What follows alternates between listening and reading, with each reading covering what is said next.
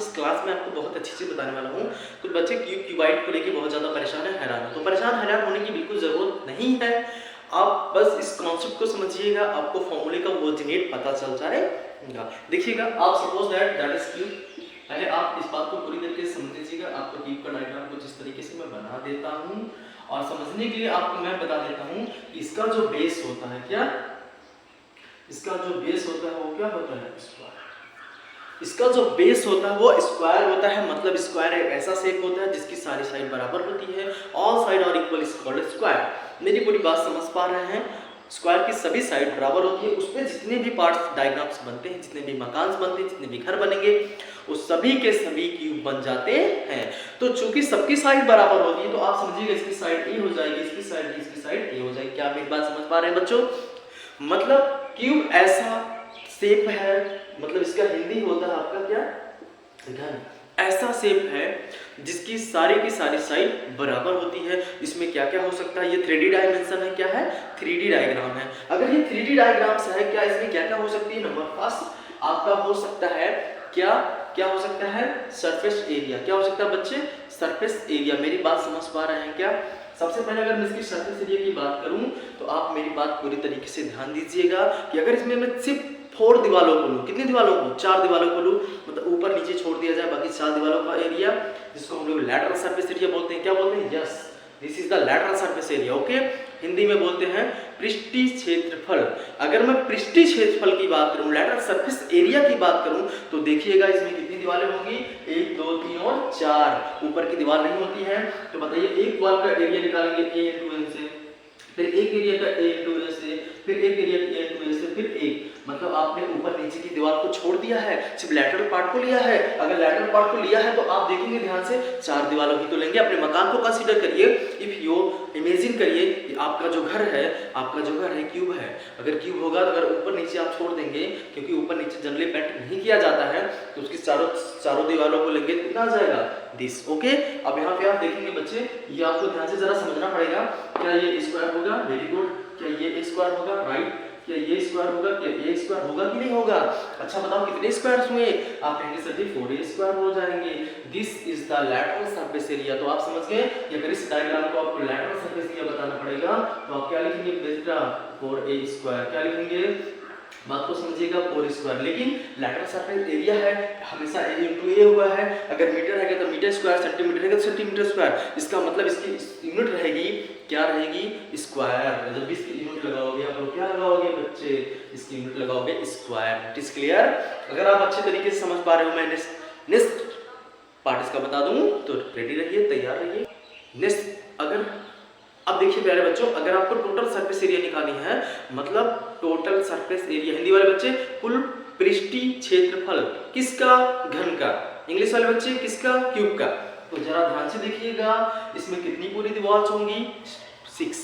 आप अपने रूम को इमेजिनेशन करिए कि एक क्यूब है, तो एक दीवार नीचे, एक दीवार ऊपर, इस तरह इधर और सामने सामने। कितनी दीवार होंगी बच्चे? 6। कितनी दीवार होंगी? 6। अगर 6 दीवार होंगी तो एक दीवार के एरिया कैसे निकालोगे? अगर सारी साइड बराबर है तो a इंटू ए से निकालोगे कि नहीं? बताइए। अरे भाई a इंटू ए मतलब साइड पूरे साइड बराबर एरिया।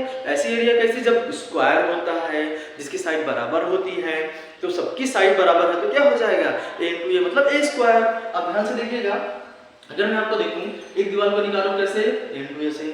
क्लियर है ना? It is clear. अगर दूसरी दीवार को निकालो कैसे? a into A. क्लियर है ना? ऐसे आप कितनी दीवार को? 3 दीवार हो चुकी है। ऐसे आप देखेंगे a इंटू ए 4 दीवार, a इंटू ए 5 दीवार, a इंटू ए 6 दीवार। दैट इज वाल।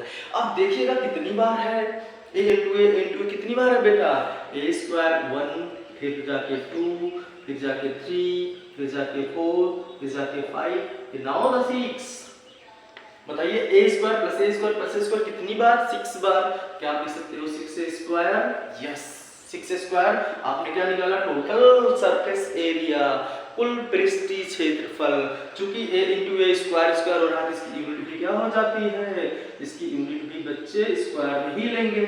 मीटर रहेगा तो मीटर स्क्वायर, सेंटीमीटर रहेगा तो सेंटीमीटर स्क्वायर। क्या आपको ये समझ में आया? It is clear dear student. अगर क्लियर है तो दूसरा भी part ready. Are you ready? Yes, ready है। तो देखिएगा इसमें अगला टर्म्स क्या होने वाला है।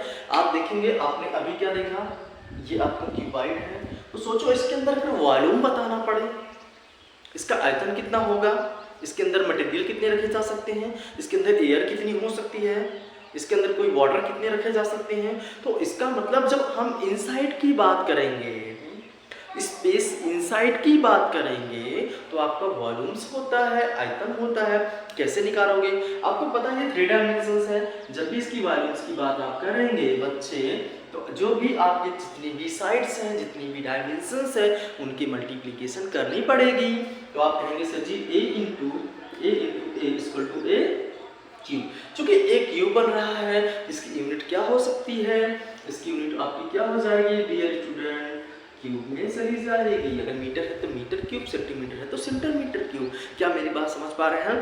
तो लास्ट बच रहा है, अगर आपसे कभी कोई क्वेश्चन करता है, कभी कोई सवाल करता है कि अगर एक क्यूब है उसके बीच में सबसे लंबी रॉड कितनी रखी जा सकती है, तो याद रखना उसके डायगोनल पे रखी जा सकती है। मतलब एक कोन से दूसरे कोने में, एक कोने से दूसरे कॉर्नर में। कभी घर में देखिएगा ध्यान से, सबसे लंबी रॉड वही रखी जा सकती है।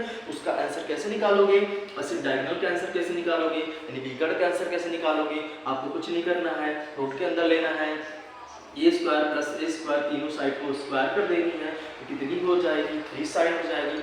आप देखेंगे 3 स्क्वायर लिख देंगे रूट के अंदर। अब यहाँ से एक ए बाहर आ जाएगा, तो नीचे दिख नहीं रहा होगा, मैं ऊपर दिखा देता हूँ। इसका मतलब एक यहाँ से बाहर आ जाएगा, ए हो जाएगा रूट अंडर 3।